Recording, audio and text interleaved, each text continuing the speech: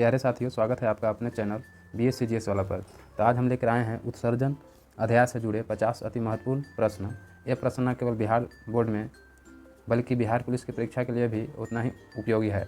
अगर आप चाहते हैं सफलता तो इस वीडियो को अंत तक जरूर देखें। और चलिए शुरू करते हैं। तो आज का पहला प्रश्न है कि मानव शरीर में उत्सर्जन की इकाई है। तो सही जवाब है इसका नेफ्रॉन।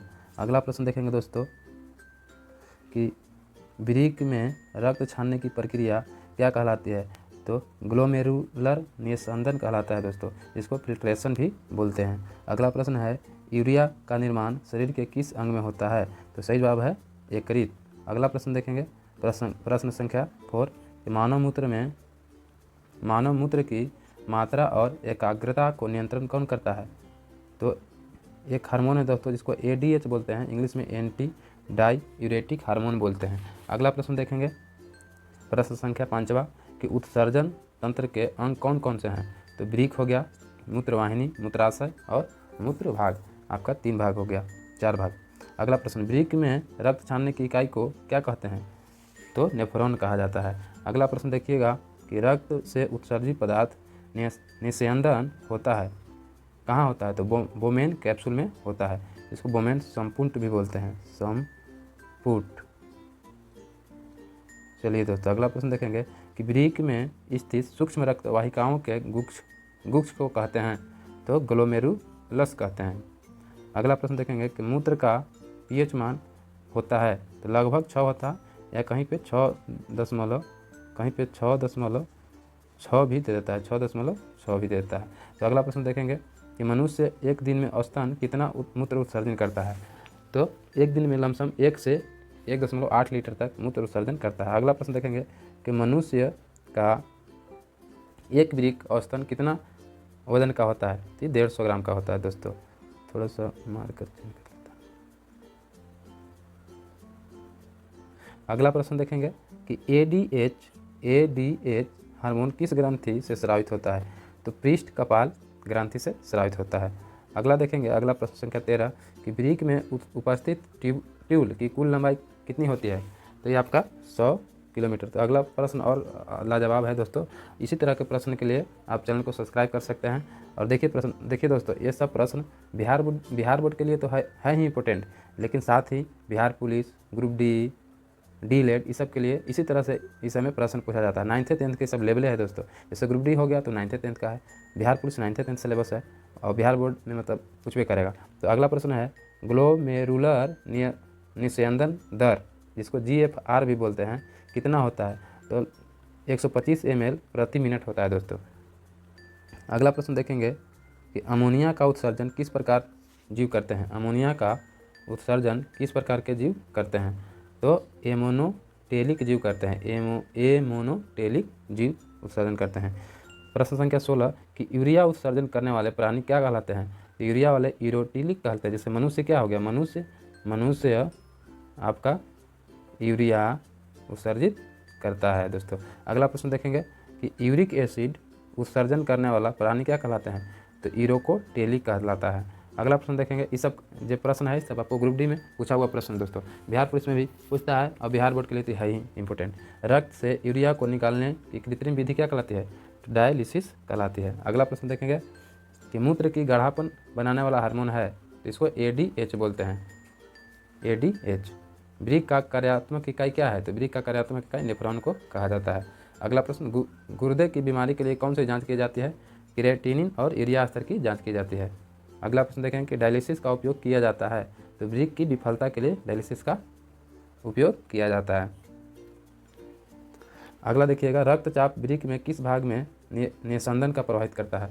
तो ग्लोमेरुलस भाग में प्रभावित करता है। अगला ऑप्शन देखेंगे कि सबसे बड़ी उत्सर्जन ग्रंथि क्या है। तो सबसे बड़ी उत्सर्जन ग्रंथि त्वचा है। त्वचा भी एक प्रकार क्या है बच्चों, उत्सर्जी अंग है। उत्सर्जन में सबसे ज़्यादा उपयोगी अंग कौन सा है। तो सबसे ज़्यादा किडनी है। अगला प्रश्न देखेंगे कि यूरिया का किस चक्र में होता है। यूरिया का निर्माण किस चक्र में होता है। ऑर्निथियन चक्र में यूरिया का निर्माण होता है, ऑर्निथियन चक्र में। तो ये सब प्रश्न बहुत ही इंपॉर्टेंट है दोस्तों। स्किप करके वीडियो को नहीं देखें, पूरा वीडियो देखें, और वीडियो अच्छा लग रहा है तो लाइक एक कर दें। इससे हमें मोटिवेशन मिलता है कि और इसी तरह से जैसे उत्सर्जन, जनन, टिश्यू, कोशिका, इस सब पर अलग अलग वीडियो बनाना लेकर आएंगे। आगे देखिए, वृक्क में पुनः शोषण की क्रियाएँ होती है तो ट्यूबुल में। अगला प्रश्न देखेंगे कि नेफ्रॉन की टेढ़ी मेढ़ी संरचना को कहते हैं तो ट्यूबुल कहा जाता है, ट्यूबुल कहा जाता है। वृक्क में रक्त की आपूर्ति कौन धमनी करता है तो गुर्दे की धमनी करता है। वृक्क में रक्त की आपूर्ति कौन करता है तो गुर्दे की धमनी, जिसको रेनाल आर्टरी बोलते हैं। अगला प्रश्न देखेंगे, रक्त में निस्संदन के बाद लगने वाला तरल क्या कहलाता है। रक्त में निस्संदन के बाद बनने वाला तरल क्या कहलाता है तो निस्यंद कहलाता है दोस्तों। क्या कहलाता है, फिल्ट्रेट कहलाता है।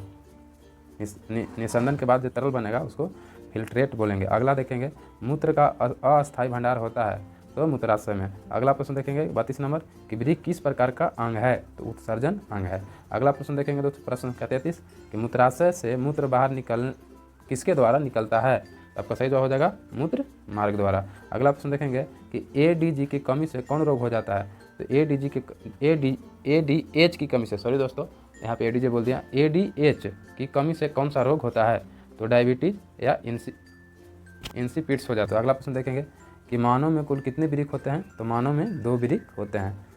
पेशाब की गंध किससे आती है तो यूरिया और अमोनिया के चलते पेशाब से गंध आती है। त्वचा उत्सर्जन करती है पसीना। पसीने में कौन कौन से पदार्थ होते हैं 38 संख्या, प्रश्न संख्या 38 है कि पसीने में कौन कौन से पदार्थ होते हैं, जल, लवण और यूरिया, तीनों पदार्थ पसीने में होते हैं। अगला प्रश्न देखेंगे 39 नंबर, उत्सर्जन का प्रमुख उद्देश्य क्या है, शरीर से अपशिष्ट पदार्थों को निकालना, यही इसका कार्य दोस्तों। अगला प्रश्न देखेंगे, मछलियाँ अमोनिया उत्सर्जन करती हैं क्योंकि वे जल में रहती है। अगला प्रश्न देखेंगे,